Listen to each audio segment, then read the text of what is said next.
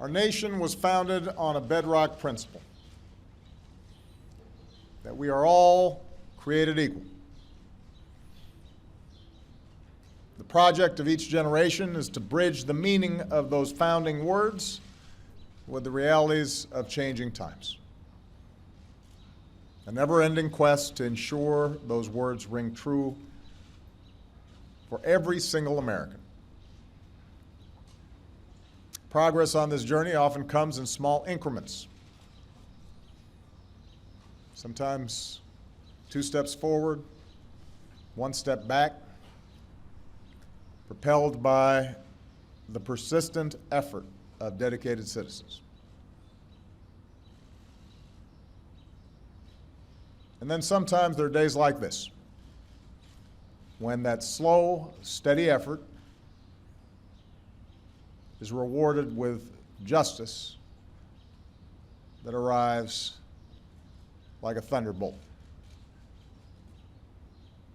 This morning, the Supreme Court recognized that the Constitution guarantees marriage equality. In doing so, they've reaffirmed that all Americans are entitled to the equal protection of the law, that all people should be treated equally, regardless of who they are or who they love. This decision will end the patchwork system we currently have. It will end the uncertainty hundreds of thousands of same-sex couples face from not knowing whether their marriage, legitimate in the eyes of one state, will remain if they decide to move or even visit another. This ruling will strengthen all of our communities by offering to all loving same-sex couples the dignity of marriage across this great land. In my second inaugural address, I said that if we are truly created equal, then surely the love we commit to one another must be equal as well. It is gratifying to see that principle enshrined into law by this decision. This ruling is a victory for Jim Obergefell and the other plaintiffs in the case. It's a victory for gay and lesbian couples who have fought so long for their basic civil rights. It's a victory for their children, whose families will now be recognized as equal to any other. It's a victory for the allies and friends and supporters who've spent years, even decades, working and praying for change to come. And this ruling is a victory for America. This decision affirms what millions of Americans already believe in their hearts. When all Americans are treated as equal, we are all more free. My administration has been guided by that idea. It's why we stopped defending the so-called Defense of Marriage Act, and why we were pleased when the court finally struck down a central provision of that discriminatory law. It's why we ended Don't Ask, Don't Tell. From extending full marital benefits to federal employees and their spouses, to expanding hospital visitation rights for LGBT patients and their loved ones, we've made real progress in advancing equality for LGBT Americans in ways that were unimaginable not too long ago. I know change for many of our LGBT brothers and sisters must have seemed so slow for so long. But compared to so many other issues, America's shift has been so quick.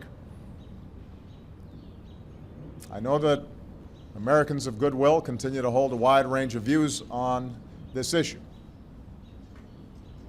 Opposition in some cases has been based on sincere and deeply held beliefs. All of us who welcome today's news should be mindful of that fact. Recognize different viewpoints. Revere our deep commitment to religious freedom. But today should also give us hope that on the many issues with which we grapple, often painfully, real change is possible. Shifts in hearts and minds is possible. And those who have come so far on their journey to equality have a responsibility to reach back and help others join them.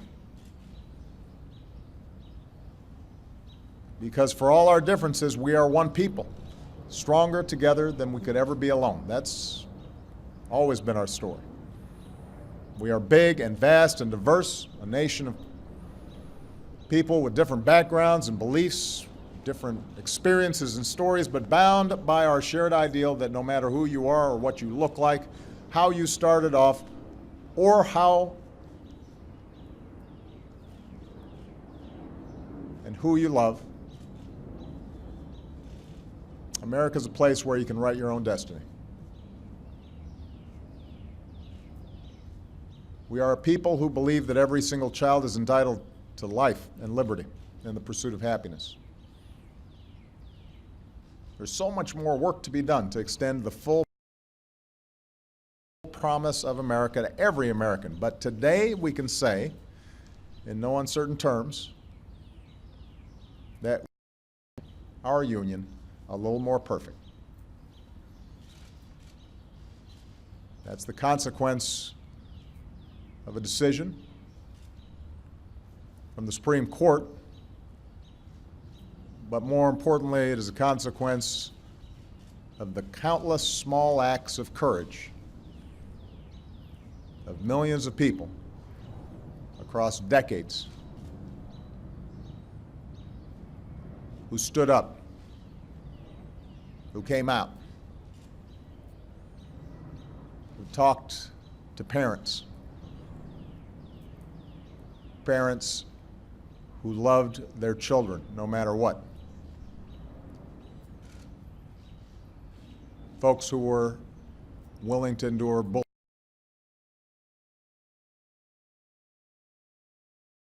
bullying and taunts.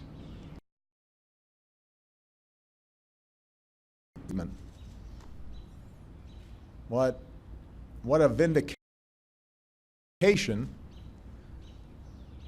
of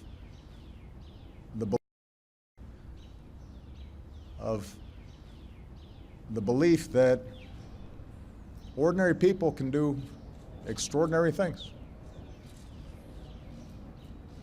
What a reminder of what Bobby Kennedy once said about how small actions can be like pebbles being thrown into a still lake, ripples of hope cascade outwards and change the world.